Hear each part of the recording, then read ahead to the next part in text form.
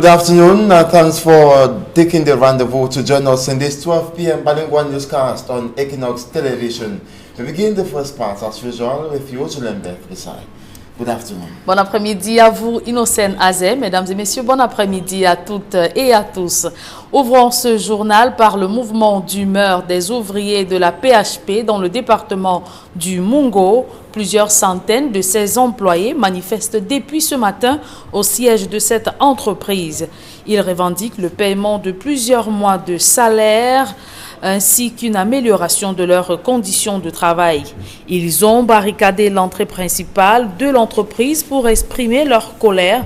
D'après nos sources, la descente des autorités administratives n'a pas pu calmer ces ouvriers. Ils n'entendent pas s'arrêter tant que leurs droits ne seront pas payés. Et entendez par PHP les plantations du Opendia spécialisées dans la production de la banane au Cameroun. Je vous invite à présent à suivre la réaction d'un employé au micro de Jacques Nomoulon. Votre attention pour que une société nous a recrutés. Et au jour d'aujourd'hui, cette société-là est en train de se débarrasser de nous sans toutefois nous payer comme ça se doit. Alors, hier, ils nous ont fait comprendre que, surtout je parle bien du directeur des ressources humaines parce qu'il était le seul qui représentait la société ce jour. Il nous fait comprendre que Paul Biya a décidé depuis 2014 que les sociétés ne devraient plus utiliser leurs propres gardiens. Ils devraient utiliser les sociétés de gardiennage. Mais pourquoi depuis 2014 ces gens-ci là n'ont pas mis cet arrêté en marche? Vous voulez nous faire comprendre que la PHP était en train d'imposer Paul Biya dans son propre pays? Je dis non. Le problème aujourd'hui, alors, c'est quoi? Depuis 2017, ils ont eu à recruter, jusqu'à nous former même dans leur centre de formation et nous y titulariser, nous promettant que vous êtes déjà désormais ouvriers de la PHP jusqu'à la retraite. Aujourd'hui? Mais nous sommes au jour d'aujourd'hui, on nous met à la porte et lorsqu'ils nous mettent à la porte, nous ne sommes pas bien payés comme ça se doit, parce que c'est bien différent. Lorsque toi-même tu demandes ton départ, c'est différent. Et lorsque c'est quelqu'un qui te pousse à partir, nous n'avons pas demandé un départ. Ce sont eux qui nous poussent à partir. Ça veut dire que c'est une retraite anticipée. Quelles sont les tranches de nous voulons donc, vous ne pouvez pas me dire que quelqu'un qui a fait 3 ans, il se retrouve à 350 000. Mais celui qui a fait 18 ans, il se retrouve à 600 000. C'est du beurre fondu. Nous voulons donc que s'ils veulent nous faire partie, qu'ils essayent au moins d'arranger notre situation de façon que lorsque nous sortons de chez eux, que nous soyons au moins clairs. Grand dialogue national, les acteurs politiques attendent impatiemment les résolutions de cette grande rencontre.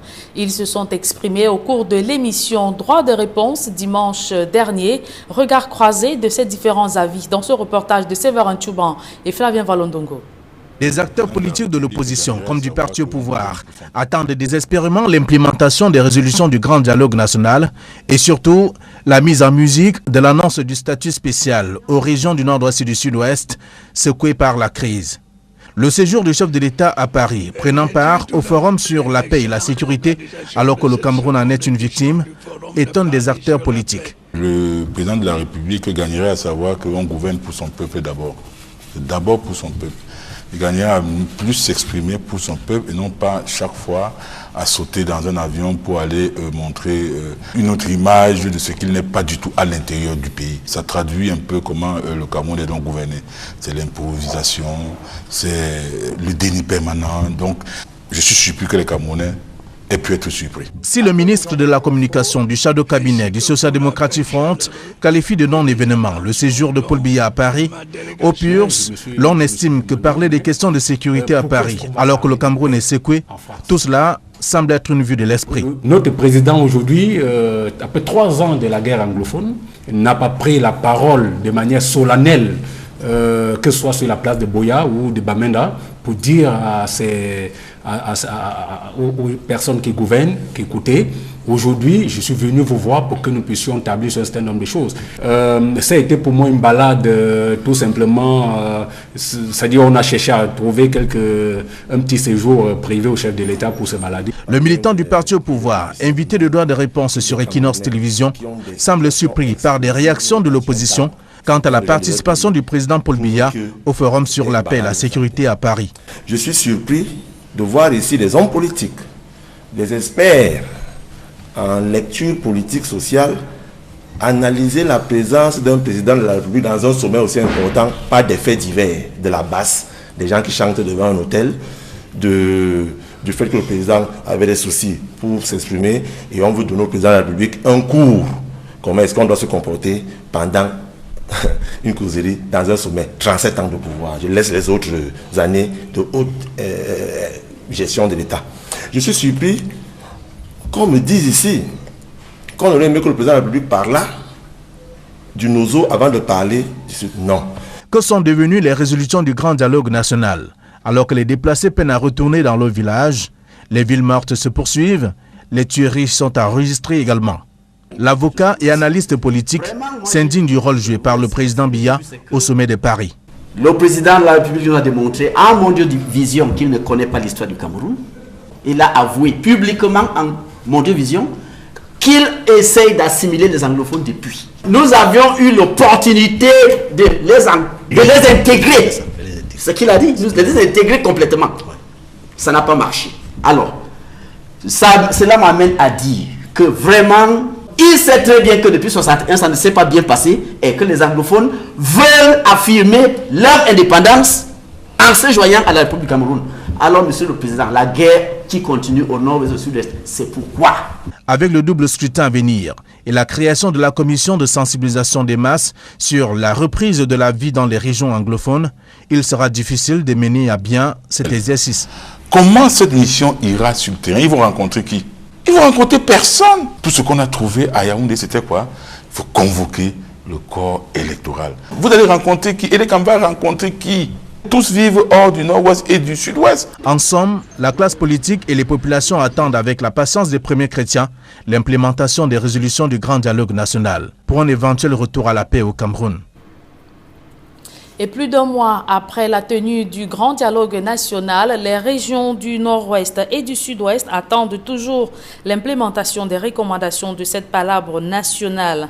À la suite de l'annonce d'adoption du statut spécial conféré à ces deux régions, le gouvernement vient de mettre sur pied des comités régionaux et départementaux de la caravane du grand dialogue.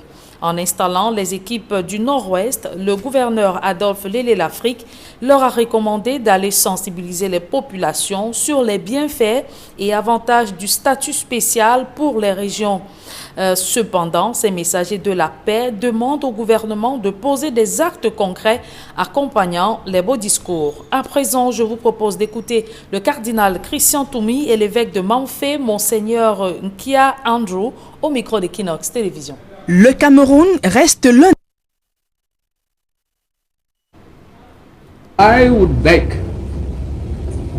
J'exhorte les autorités à user d'autres stratégies. L'une d'elles, c'est de mettre fin aux violences, d'où qu'elles viennent.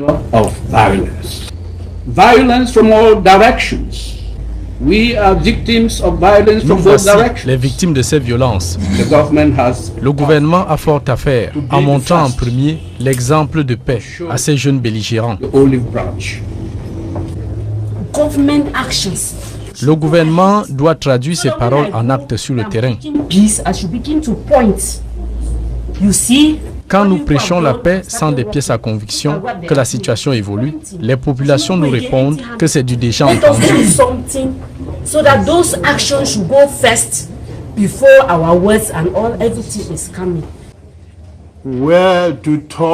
Pour parler à ces enfants, il faut à la limite s'agenouiller. Ils ne sont pas à blâmer ni à raisonner. Juste leur dire la vérité sur les conséquences des violences et surtout le faire en des propos très courtois.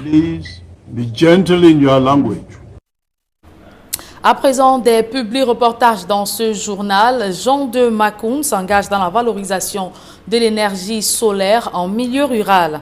Ce footballeur international camerounais a signé un accord de partenariat avec l'entreprise Upowa qui opère dans le secteur de l'énergie solaire. L'objectif est de promouvoir l'utilisation des kits solaires dans les ménages au Cameroun. Reportage. Plus de 9 millions de Camerounais n'ont pas accès à l'électricité, dont les 3/4 vivant en zone rurale. Voilà qui a touché le cœur de l'entreprise franco-camerounaise UPOA, qui depuis 2014 éclaire la vie d'au moins 10 000 foyers dans notre pays. Vous avez de la famille dans les zones éloignées. Et donc c'est de vous imaginer le bien-être qu'ils pourraient avoir en ayant une solution telle que proposée par UPOA, qui leur faciliterait grandement la vie. Donc une énergie qui soit stable, qui soit saine, qui soit sécurisée, qui soit fiable, et avec non seulement d'avoir la lumière, etc., mais aussi d'avoir accès à de l'appareillage, parce qu'on sait que ça va améliorer leur quotidien, tant au niveau social qu'économique. Dans sa quête permanente de l'amélioration des conditions de vie des populations, notamment celles vivant en zone rurale, UPOA vient de s'attacher les services du footballeur Jean de Makoun, dont l'engagement dans le social et l'attachement à la patrie force le respect. Je pense qu'on a, que ce soit dans les zones retirées ou dans les grandes villes, beaucoup de problèmes d'électricité qui nous hantent depuis un moment. Donc j'espère que ça va être une solution en plus pour le Cameroun et encore plus pour les gens qui sont dans les zones très très retirées. Avec ce que j'ai eu à faire par le passé, j'ai été vraiment séduit et j'espère vraiment qu'on va bien avancer ensemble et on va aider tout le monde à être plus éclairé. UPOA Cameroun propose 3 kits solaires dont le montant de l'avance est fonction du kit sollicité et le reliquat remboursable petit à petit en 18 ou 23 mois. Une aubaine pour les consommateurs des zones rurales dont les moyens sont limités. Alors le modèle UPOA, c'est pas seulement de donner la lumière, mais c'est de donner la lumière et de s'adapter par rapport aux réalités qui existent dans les zones rurales. Aujourd'hui, le pouvoir d'achat dans les zones rurales est relativement limité. C'est pour ça que UPOA a décidé de mettre en place un modèle qui permet aux familles de rembourser petit à petit. Et donc ce sont des facilités de paiement que l'on met à disposition de ces familles pour leur permettre de ne pas leur mettre la pression à devoir rembourser directement sur cette période-là.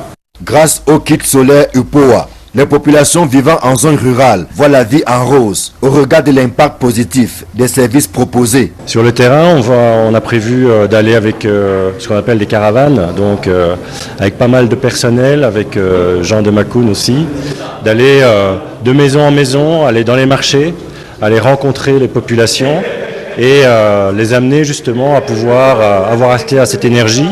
Premièrement, mais deuxièmement également, ce qui est très important pour nous, c'est encore de mieux comprendre leurs besoins pour pouvoir les accompagner dans leur qualité de vie dans le futur de toute façon. Avec environ 10 000 foyers équipés à ce jour, UPOA conforte sa position de leader dans le secteur de l'énergie solaire au Cameroun. Le credo de l'entreprise et de ses 200 employés est Power People Now. Et nul doute qu'avec la star du football, Jean de Makoun, UPOA va davantage imprimer ses marques pour le plus grand bien des populations qui n'ont pas accès au réseau électrique.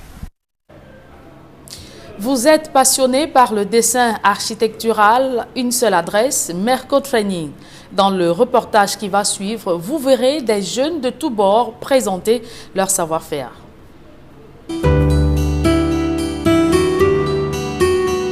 Beaucoup d'étudiants sortent des écoles de BTP avec des diplômes sans connaissances pratiques et n'arrivent pas à s'intégrer dans le domaine de l'emploi et l'auto-emploi. D'autres passent plusieurs années à l'université dans leurs filières respectives sans trouver un métier approprié et adapté au marché de l'emploi. Par ailleurs, certains après le CAP, probatoire, Bac F, C ou D, n'ont pas la possibilité de continuer leurs études. Aujourd'hui, Merco Training offre à tout cela la possibilité d'avoir un métier dans le domaine du BTP. Le centre de formation professionnelle agréé en dessin architectural et calcul de structure, Merco Training, depuis quelques années, assure la professionnalisation et la formation des jeunes dans le domaine des BTP. Notre mission première est de fabriquer des hommes et des femmes capables de répondre efficacement à la demande de l'emploi dans le domaine du BTP. Cette formation très opérationnelle permet aux apprenants de répondre efficacement aux besoins par leurs connaissances pratiques. Ici, l'apprenant en fin de formation doit être efficace, confiant, dévoué et capable de maîtriser toute méthode de pratique professionnelle liée à la démarche d'un projet, de la conception jusqu'à la réalisation. Je suis technicien dessinateur et en fin de formation ici à Merco Training. Depuis mon arrivée, mon niveau a considérablement évolué. Actuellement, je suis capable de faire des plans 2D, des 3D, des rendus, des calculs de structure, des notes de calcul et des suivis. Ainsi, Merco Training prépare et forme les étudiants comme dessinateurs, technicien dessinateur et projecteur. Avec le centre de formation professionnelle de l'excellence, je crois qu'on va diminuer le taux de chômage dans le bâtiment, on va former les jeunes dans le bâtiment et on va permettre le taux-emploi des jeunes, surtout dans l'entrepreneuriat. Je crois qu'ensemble avec le CFPE, on va évoluer dans la formation dans le domaine du BTP.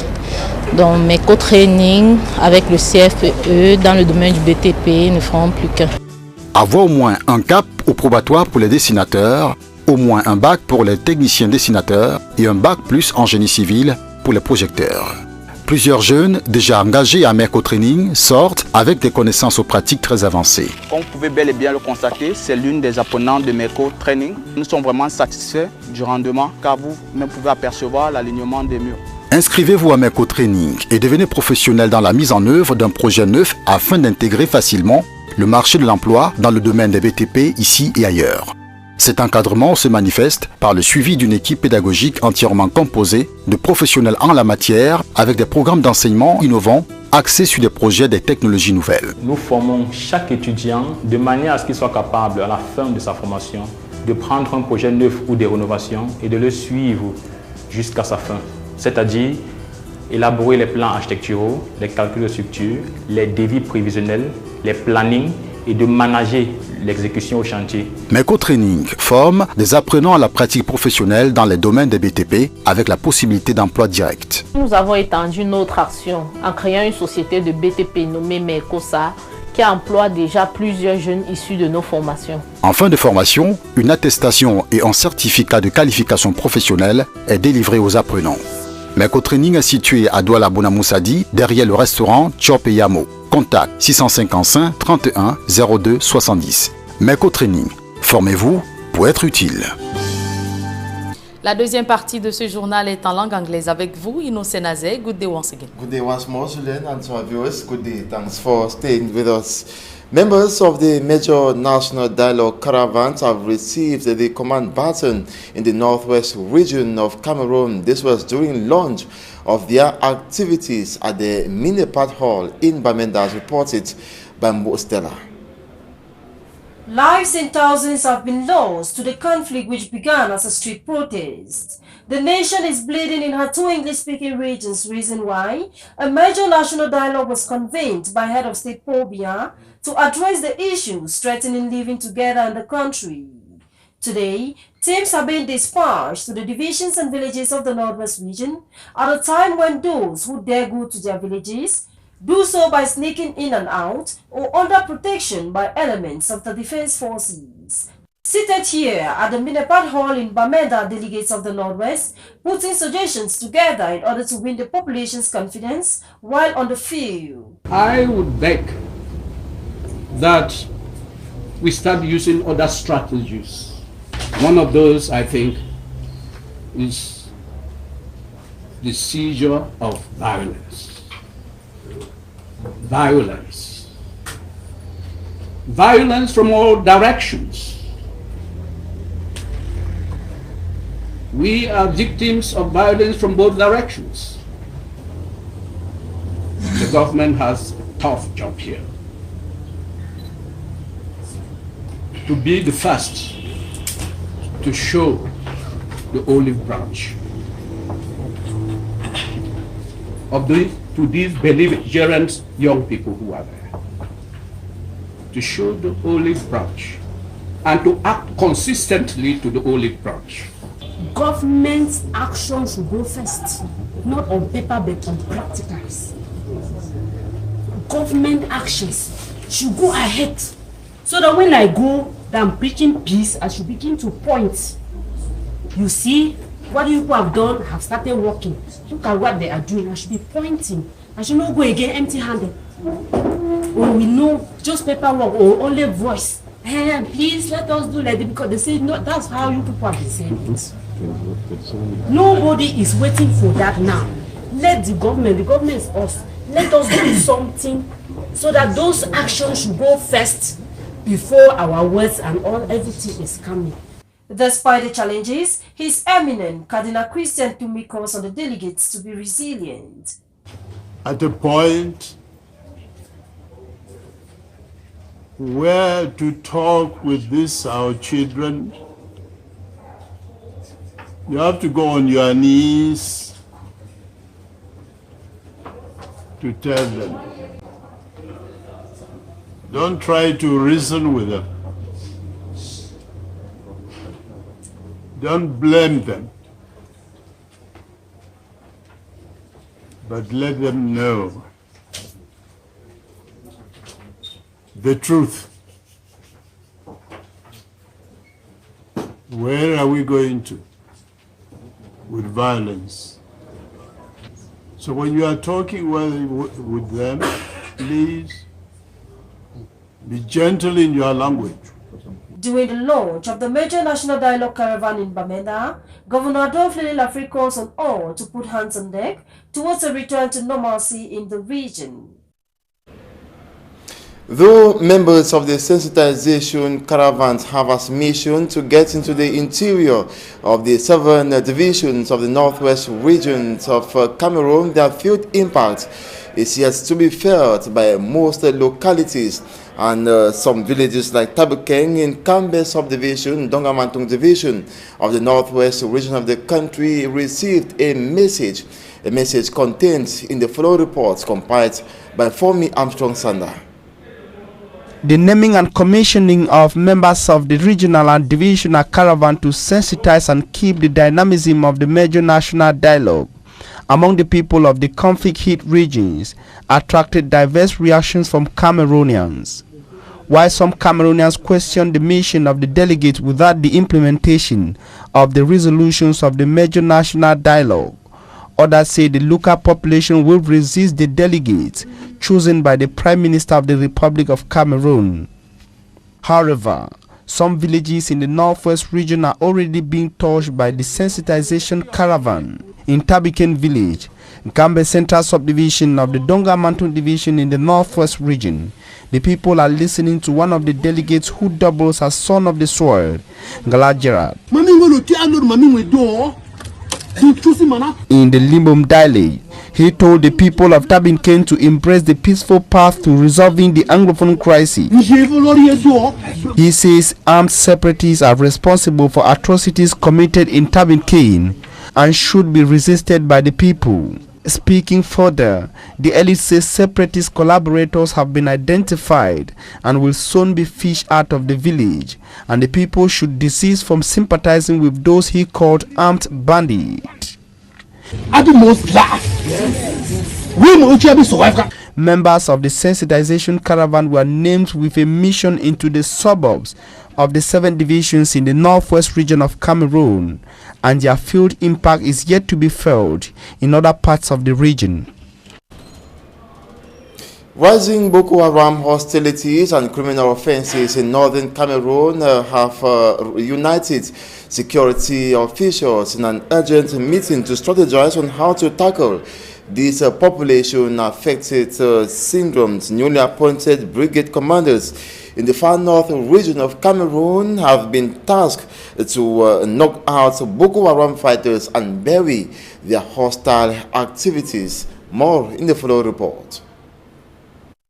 Alarming insecurity in the far north and Adamawa regions as a result of persistent Boko Haram hostilities and highway robbery respectively is downgrading the integrity of the National Gendarmerie and other security units in northern Cameroon. A challenge the security officials stand determined to defeat for the security of properties and the population. Reason for a security meeting that permits various actors, including the population, to synergistically bury the terrorist attacks, killings, abductions and cattle theft. D'être en éveil afin que ce phénomène ne se reproduise plus jamais dans notre localité. On the sides of the defense and security forces, though fruitful operations have been recorded, there is necessity for new strategies to be formulated and applied for greater results. Nous allons mettre beaucoup plus d'accent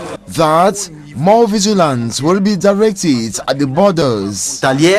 Lors de nos opérations, on a constaté. So because transborder crimes have inflicted pain and sorrow to the populace of the northern regions. Mettre fin, n'est-ce pas, à ce genre de criminalité qui ne fait qu'appauvrir nos populations. In the far north region, over 40 brigade commanders and chiefs of post conversed for a seminar which lasted hours with the objective to reinforce their capacities. Nous sommes à l'extrême nord et nous avons une grosse menace, nous avons un contexte sécuritaire. Their major challenge is the fight against the jihadist sect Boko Haram. De présenter ce nouvel environnement à ces nouveaux commandants de brigade, leur présenter les défis auxquels ils sont confrontés dans cette lutte qui est menée contre Boko Haram. The 4th Gendarmerie Legion units have new commanders, close to 98% of whom have never commanded brigades. Such a come together also gave them the guide for smooth commencement of their missions. Violence on minors and the protection of human rights in time of crisis and in time of wars. These new brigade commanders, upon receiving their certificates of participation, pledged determination to knock out the Boko Haram insurgents. The Synod meeting of the Presbyterian Church in Cameroon, that's the PCC, in Boya, chieftain of the southwest region of the country, ended yesterday in Boya, chieftain of the southwest region, with the re-election of Right Reverend Samuel Funky Foba as moderator of the Presbyterian Church. He won with 119 votes. Meantime, Reverend Mickey Hans Abia is new synod clerk of the PCC, replacing Reverend Babila Forchang. Here now is an excerpt of the moderator of the Presbyterian Church in Cameroon, re-elected during the synod meeting that took place in Boya, chieftain of the southwest region, the Right Reverend Samuel Funky Foba. And immediately was pronounced, I've been crying all along because I've tested the burden of being a moderator for 5 years. And if the entire church, through the pastors and delegates to the synod, have given me that mandate again, I just pray that God will not abandon me on this journey of my second mandate, but that God himself will endow me with the strength I need. He will grant me the wisdom I need, and he will accompany me on this journey so that we'll continue to grow and expand his church and make this church stand tall in Cameroon and beyond. We'll do continuous transformation to move on with the activities that we did not complete in the past 5 years, and to see how we can continue to mobilize our resources to grow the church by transforming the entire PCC. It is with that religious story that we end this edition of the 12 p.m. bilingual newscast on Equinox Television. Thanks so much for watching. Another rendezvous is at 4 p.m. Vous faites bien de le dire, Innocent Azel. Le prochain rendez-vous d'information, mesdames et messieurs, c'est lorsqu'il sera 16h sur cette même antenne. Merci de votre fidélité.